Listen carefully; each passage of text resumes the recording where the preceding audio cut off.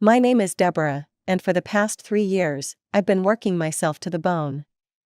Overtime, weekends, holidays, I took it all.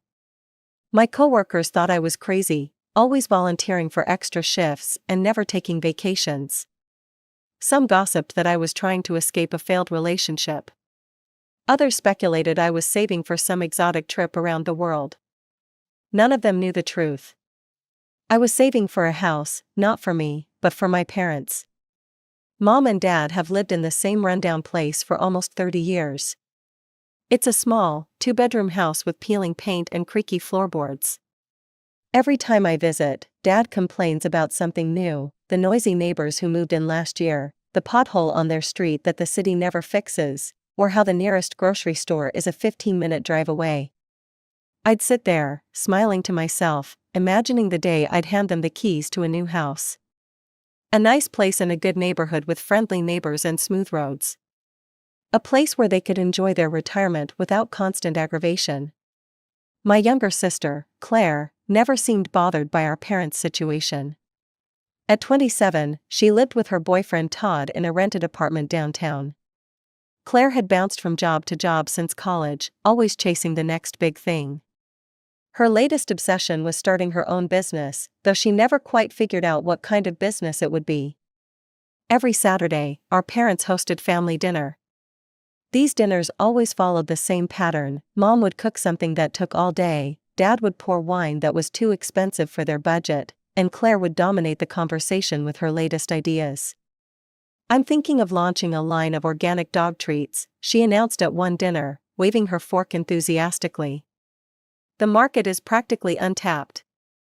Mom and Dad put down their utensils, leaning forward with rapt attention. I sat there, pushing food around my plate, waiting for a pause to mention my own news. "I got promoted to senior financial analyst," I finally said when Claire stopped to take a breath. "It comes with a substantial raise and better benefits." "That's nice, dear," Mom said, her eyes already drifting back to Claire. "So, Claire, would you bake these treats yourself?" It didn't even sting anymore. I'd grown accustomed to being the less interesting daughter. Claire was the creative one, the free spirit, the one with big dreams. I was just the reliable one with a steady job who always helped with the bills. And I did help, a lot. When Dad needed dental work that their insurance wouldn't cover, I wrote the check. When their water heater broke in the middle of winter, I paid for the replacement. When Claire needed seed money for her handmade jewelry business that lasted exactly 3 months, guess who funded it? But despite all that, I kept saving. Every bonus, every raise, every tax refund went straight into my house fund. After 3 years of living like a hermit in my cramped apartment, eating ramen noodles more often than I'd like to admit, I finally had enough for a down payment. I reached out to my friend Melissa, who worked as a realtor.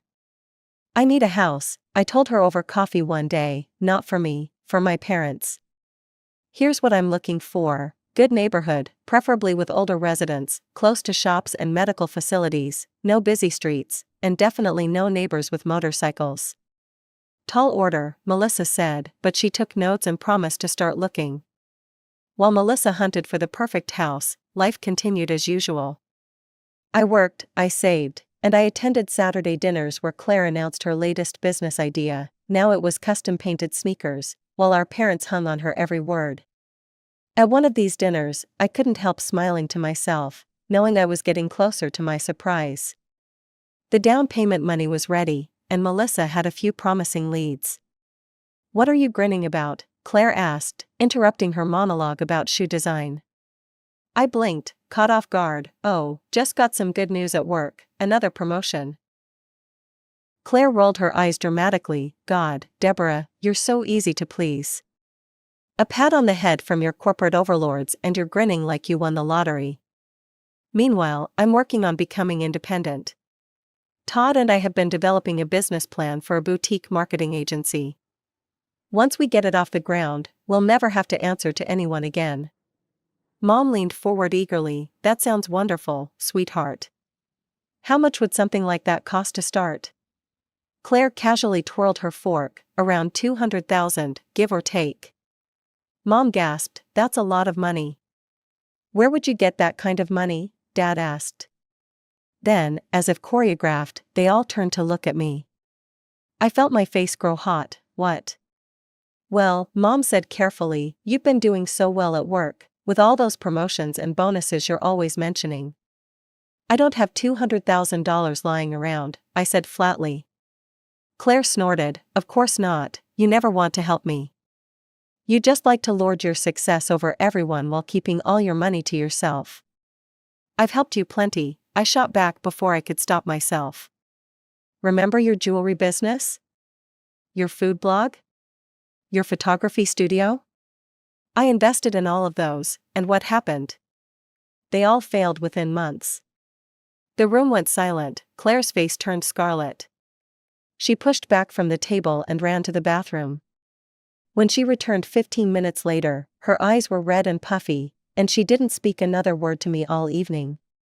Mom and Dad kept giving me disappointed looks, as if I'd kicked a puppy instead of stating facts. I'm sorry, I finally said, just to break the tension, I should get going. I drove home feeling like garbage. Was I being selfish? Should I give Claire the money instead of buying a house for my parents? No, I decided. Claire had proven time and again that she couldn't stick with anything. If I gave her that money, it would vanish into another failed venture. Besides, this house wasn't just for my parents, it was for me too. It was proof that I mattered, that my hard work meant something. A month passed, and I threw myself into work even harder than before. The sting of that disastrous dinner faded as Melissa sent me more and more house listings. She was a godsend, filtering properties based on my specific requirements and scheduling viewings around my hectic work schedule. This one's promising, Melissa said one evening, showing me photos of a single-story ranch house with a neat front yard. 3 bedrooms, renovated kitchen, quiet cul-de-sac with mostly retirees. There's a grocery store and pharmacy within walking distance. I scrolled through the pictures, imagining Mom and Dad there. The kitchen had the farmhouse sink Mom always wanted. The backyard was small but manageable, Dad wouldn't complain about mowing it. The master bedroom was spacious with large windows, unlike their current cave-like room. It's perfect, I said, feeling a flutter of excitement, let's make an offer. The process moved quickly, my credit was excellent, my down payment substantial, and the sellers were motivated.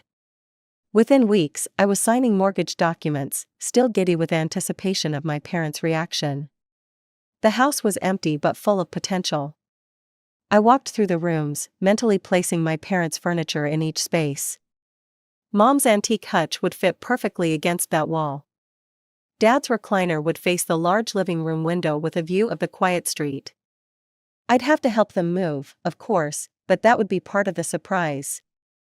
Saturday dinner came around again. I hadn't spoken to Claire or my parents since our argument, but this news couldn't wait.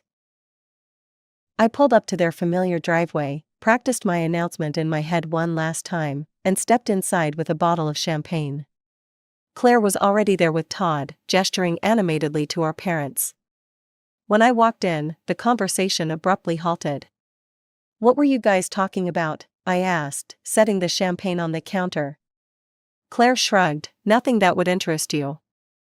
I didn't take the bait, actually, I have some news to share.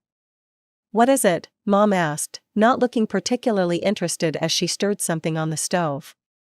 I took a deep breath. I bought a house, it's in Oakwood Heights. 3 bedrooms, great neighborhood, close to everything. I'm having a housewarming party in 2 weeks and wanted to invite you all. I didn't mention that the house was actually for them. That revelation would come at the housewarming, when I'd have all their friends present to witness their joy and gratitude. I'd even started the paperwork to transfer the deed to their names after the party. Claire's face flushed crimson. She jumped up from her chair and thrust some papers at me, the same ones she'd been showing our parents when I arrived. How could you? She shouted. Todd and I have been planning our business launch for months. We showed Mom and Dad our business plan today, we need investors, and you know it.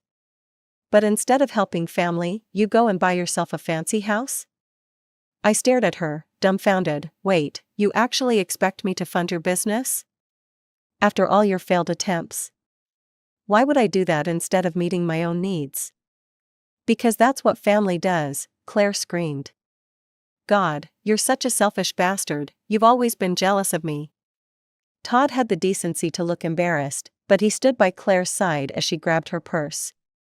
Come on, Todd, I can't stand to be in the same room with her. They stormed out, the front door slamming so hard that Mom's decorative plates rattled on the wall. I turned to my parents, expecting them to acknowledge how unreasonable Claire was being. Instead, Mom shook her head slowly. Deborah, couldn't you have helped your sister instead of spending all that money on yourself? She really needs this chance. Are you serious? I asked, my voice barely above a whisper. I've helped her with every harebrained scheme she's cooked up. I've helped you with bills and repairs. And now I'm selfish for buying my own house? Dad wouldn't meet my eyes. Claire has real talent, Deborah, she just needs a proper chance to prove herself. I looked from one parent to the other, suddenly seeing them clearly. They would always take Claire's side, they would always think she deserved more, no matter how many times she failed, no matter how hard I worked. I need to go, I said, leaving my untouched dinner plate and the champagne I'd brought to celebrate. I drove home in a daze, hurt and angry but still clinging to my original plan. After all, they didn't know the house was meant for them. Once they realized what I'd done, how hard I'd worked to give them this gift, surely they'd see how much I cared. The surprise would fix everything. The next day, I went online and posted photos of my new house on social media, announcing my housewarming party. I tagged friends, coworkers, even distant relatives, everyone I could think of. The responses flooded in with congratulations and confirmations to attend. I sent a separate message to my parents and Claire, giving them the date and time. No response came, but I wasn't worried. They'd calm down and come around. They had to, this house was for them, after all. I spent the next 2 weeks painting, decorating, and preparing for the party. I chose colors I knew my mother would love and arranged furniture with my father's habits in mind. Every decision was made with them in consideration. Then, 2 days before the housewarming, I heard a sharp knock at my apartment door. When I opened it, Claire stood there, arms crossed and eyes blazing. We need to talk, she said, pushing past me into my living room. I crossed my arms. What do you want, Claire? She paced around my living room like she owned it, running her finger along my bookshelf, examining the framed photos of my college graduation. I want to talk about that house you bought. What about it? You need to sell it, she said flatly, turning to face me. Sell it and give me the money for my business. The way she said it, so matter of fact, as if I'd definitely agree, made my blood boil. Are you out of your mind? I'm not selling my house. Especially not to fund another one of your failed ventures. Claire's face darkened. Failed ventures? What the hell is that supposed to mean? It means exactly what you think it means, I said, finally letting years of frustration pour out. The jewelry business I gave you $5,000 for that lasted 3 months. The food blog I bought camera equipment for that you abandoned after 6 posts. The photography studio mom and dad helped you rent that you used twice before deciding photography wasn't your passion after all. Those were learning experiences, Claire shot back. Every entrepreneur has failures before they succeed. Right, and how many learning experiences are you entitled to at other people's expense? She stepped closer, her voice dropping to a dangerous whisper. You don't get it, do you? You never have. You're so boring and ordinary with your corporate job and your retirement plan. I'm trying to build something meaningful, something that's mine. But you're too jealous to help me. I shook my head in disbelief. Jealous of what? Your string of failures? Your inability to hold down a job for more than 6 months. At least I'm trying, she shouted. At least I have dreams. What do you have? A cubicle and a sad little apartment. And now a house you'll live in all alone because you can't even keep a boyfriend. That stung, but I refused to let her see it. I'm not selling my house, Claire, not now, not ever. And I'm certainly not giving you $200,000 for whatever half-baked business idea you and Todd have cooked up. You don't understand, she insisted, her voice taking on a desperate edge. This time it's different.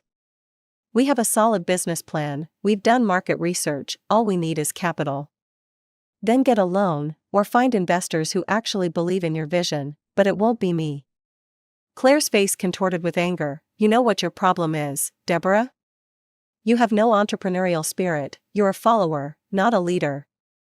You'll never understand what it takes to create something from nothing because you're too afraid to try. I'd had enough. No, Claire, you'll never understand what it takes to actually finish something you start. You don't have an entrepreneurial spirit, you have commitment issues. You jump from idea to idea, expecting everyone else to fund your journey of self-discovery while you figure out what you want to be when you grow up. The color drained from her face. For a moment, she just stared at me, speechless. Then her eyes narrowed to slits. You're going to regret this, she said quietly. When my business takes off, and it will, don't come asking for a job.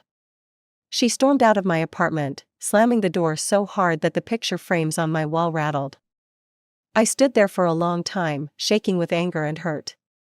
Despite Claire's threats, I continued preparing for the housewarming party. I bought food, drinks, decorations. I rented tables and chairs.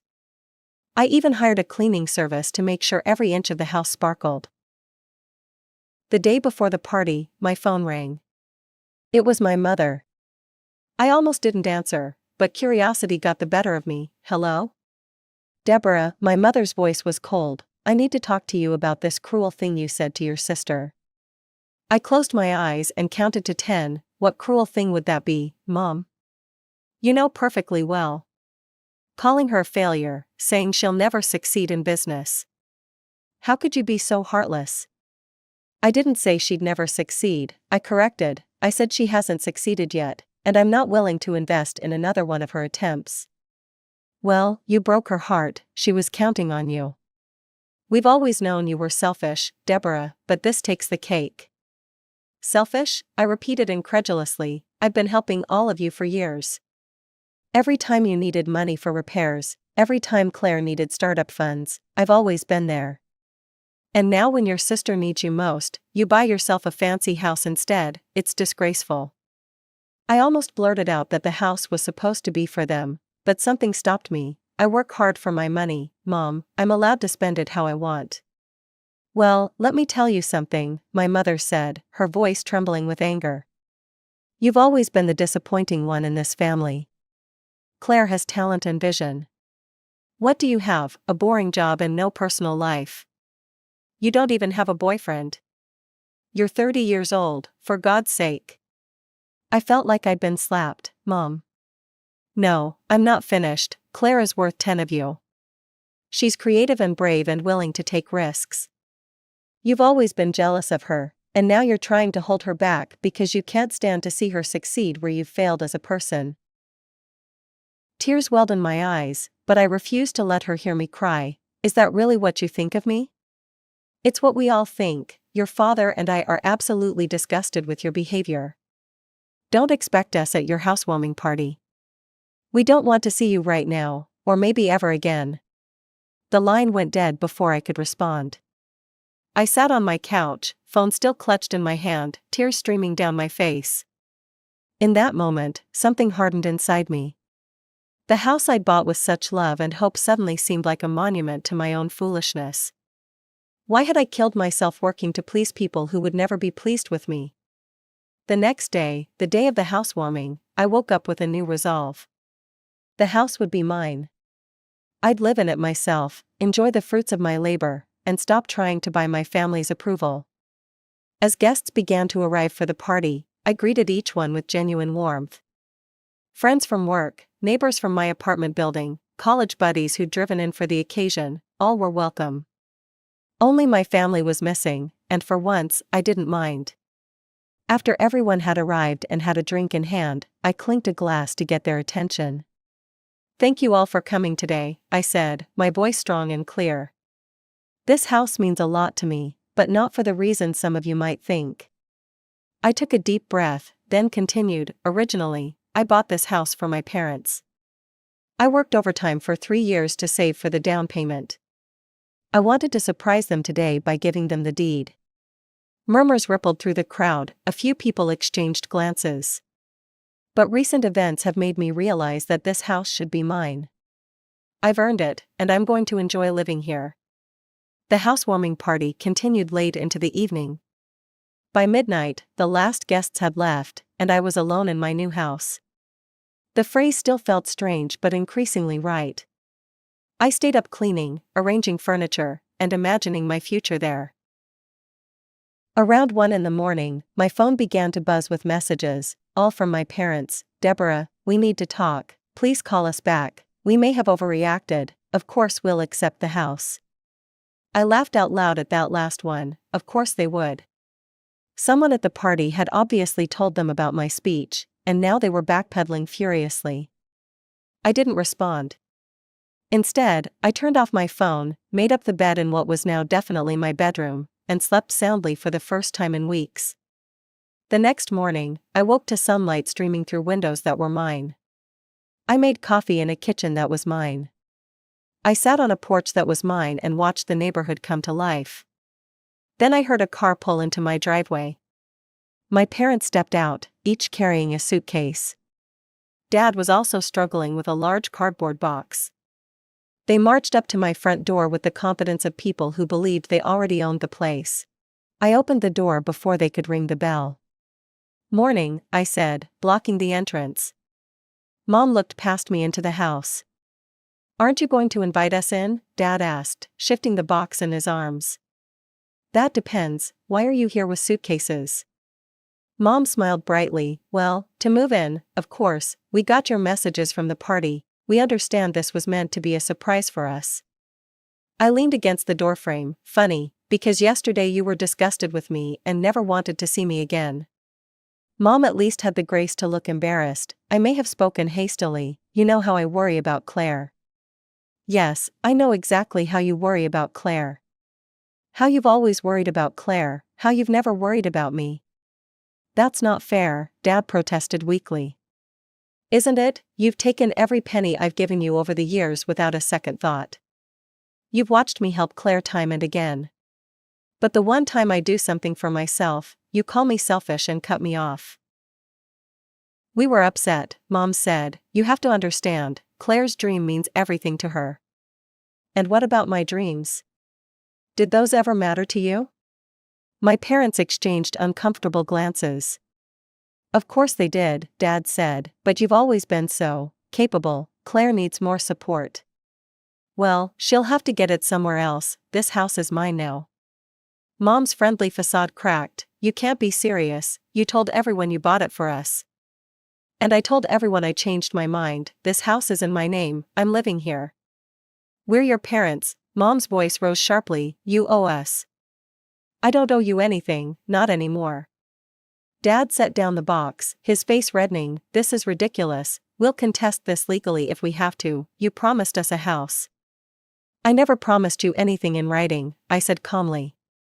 "And I never told you about the house until after I'd already bought it. Good luck with that legal case." "You ungrateful," Mom started, but I cut her off. "I suggest you leave now, I have unpacking to do." "This isn't over," Dad said, picking up his suitcase again. "You're making a terrible mistake." "The mistake was thinking I needed to buy your love," I replied. "I won't make it again." I closed the door on their shocked faces, locked it, and leaned against it, heart pounding but resolve stronger than ever. Over the following weeks, they tried everything: guilt-trip texts, angry voicemails, flying monkeys in the form of relatives calling to tell me how heartbroken my parents were. I blocked numbers, limited social media, and focused on making my house a home. 6 months later, I heard through the grapevine that my parents had taken out a massive loan to fund Claire's business venture, some kind of artisanal pet food company. The business was already struggling, surprising no one except perhaps my parents and Claire. My house is now fully decorated, exactly as I want it. I've planted a garden in the backyard and joined the neighborhood association. I even started dating a kind architect who lives down the street. So much for being perpetually single. Sometimes I wonder what would have happened if I'd gone through with my original plan. Would my parents have appreciated my sacrifice? Would they have sold the house to fund Claire's business anyway? Would Claire have succeeded with more money behind her? Deep down, I know the answers. My parents would have taken my gift for granted, just as they always had. Claire would have burned through the money and moved on to the next great idea. And I would have been left with nothing but a mortgage payment for a house I didn't live in. Instead, I have this, a home of my own, friends who value me, and the quiet knowledge that I finally stood up for myself. The doorbell rings, it's my date, right on time.